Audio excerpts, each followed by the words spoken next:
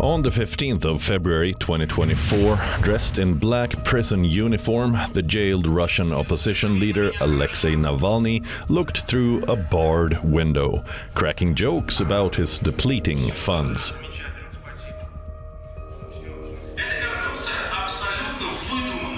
He urged the judge to use a bit of his high salary to top up his account. Your Honor, I will send you my personal account number so that you can use your huge federal judge's salary to fuel my personal account because I'm running out of money, and thanks to your decisions, it will run out even faster. So send it over.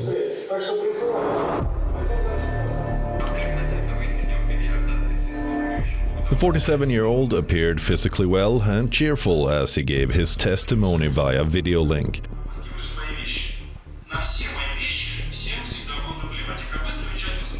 The camera then turned away to show the court officials smiling and enjoying the banter.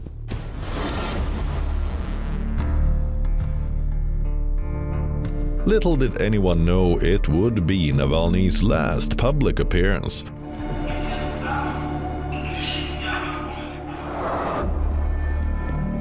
And a day later, on the 16th of February, Russia's prison service said Navalny died, reportedly after collapsing and losing consciousness at the Penal Colony north of the Arctic Circle, where he was serving a jail term.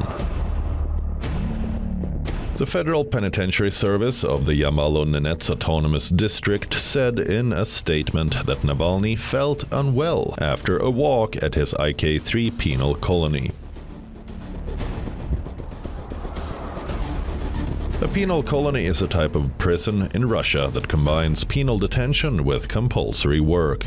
Navalny reportedly died at the penal colony in Karp, about 1,900 kilometers northeast of Moscow. Nicknamed Polar Wolf, Navalny was in the strictest penal colony located in Yamalo-Nenets region, well above the Arctic Circle. Kremlin spokesperson Dmitry Peskov told reporters the cause of death is being established.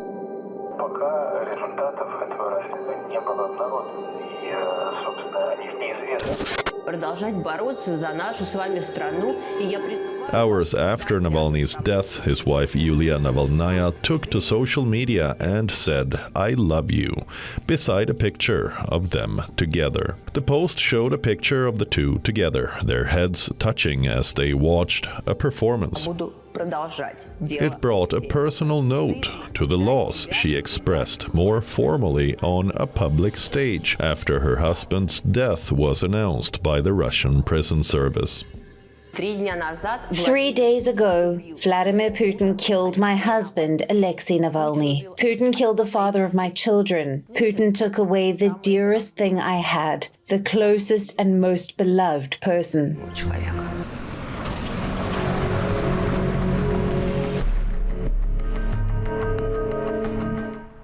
Navalny's mother, Yulia Navalnaya, and his lawyer traveled to the IK3 penal colony in Russia's Arctic north, where Navalny was being held since last year. Lyudmila tried to track down her son's body, but received contradicting information from various institutions. She left without seeing her son, and was told by officials that her son had been struck down by sudden death syndrome.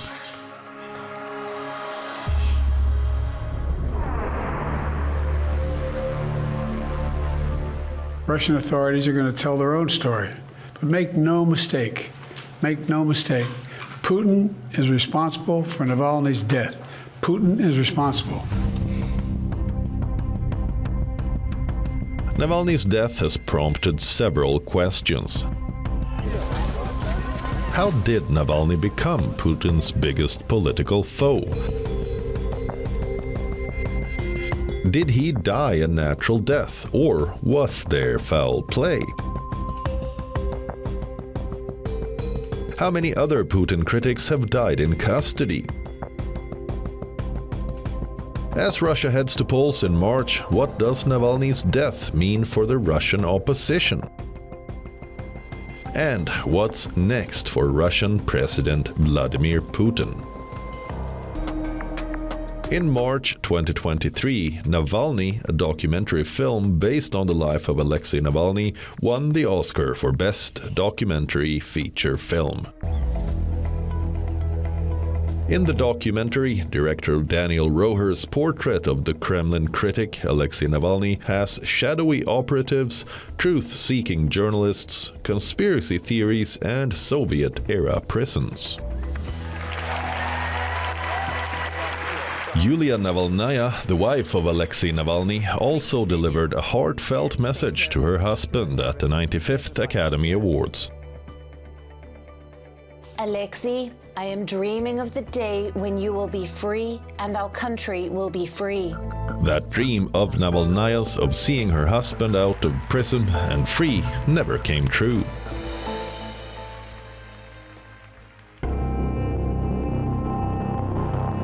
Cut to February 2024, 3 days after Navalny died in an Arctic prison. Navalnaya accused President Vladimir Putin of killing her husband. Name names and show faces. Her video address comes as the Kremlin said an investigation into his death was ongoing. Мы знаем, из-за чего конкретно Putin. We know exactly why Putin killed Alexei 3 days ago. We'll tell you about it soon.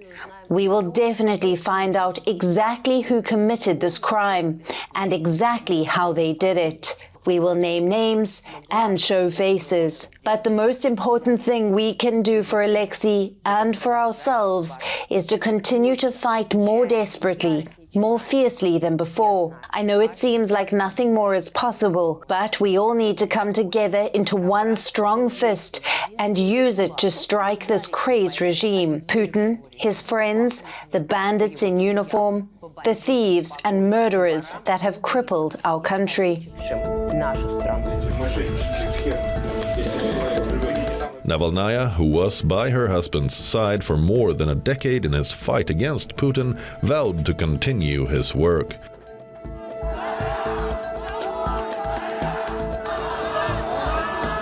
So, who was Alexei Navalny?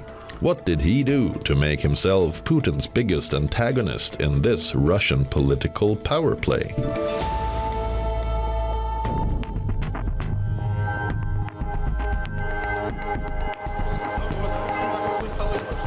A former real estate lawyer, Navalny rose to prominence with blogs that exposed what he claimed was the vast corruption in Russia.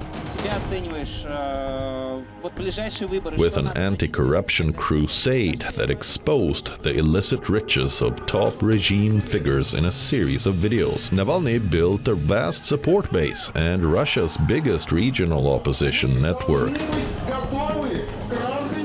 When the demonstrations flared up against Putin in December 2011, Navalny became one of the first protest leaders to be arrested.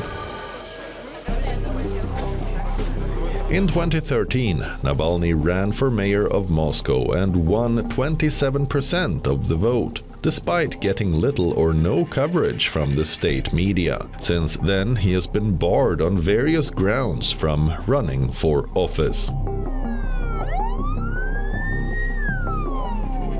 In August 2020, Navalny fell ill on a flight from Siberia to Moscow. The plane made an emergency landing in Omsk. Later, after an international outcry, Navalny was flown to Germany for treatment. His allies claimed that Navalny was poisoned with the Soviet-era nerve agent called Novichok. Labs in Germany, France, and Sweden confirmed this, while the Kremlin repeatedly rejected any suggestion that Russia tried to kill Navalny. A Russian agent sent to tail the opposition leader confessed how the activists' underpants were smeared with the toxin by an intelligence unit from the Russian Federal Security Service, or FSB. After his poisoning, Navalny returned to Russia 5 months later in 2021, despite knowing that he would be arrested by the Kremlin if he came back. Navalny told journalists who flew with him from Berlin, "I am not afraid."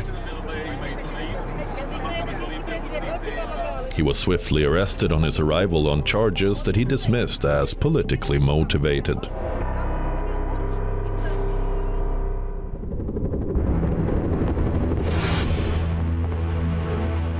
On the 24th of February 2022, when Russia invaded Ukraine, Navalny strongly condemned the war in social media posts from prison and during his court appearances. Investigators immediately launched a new probe.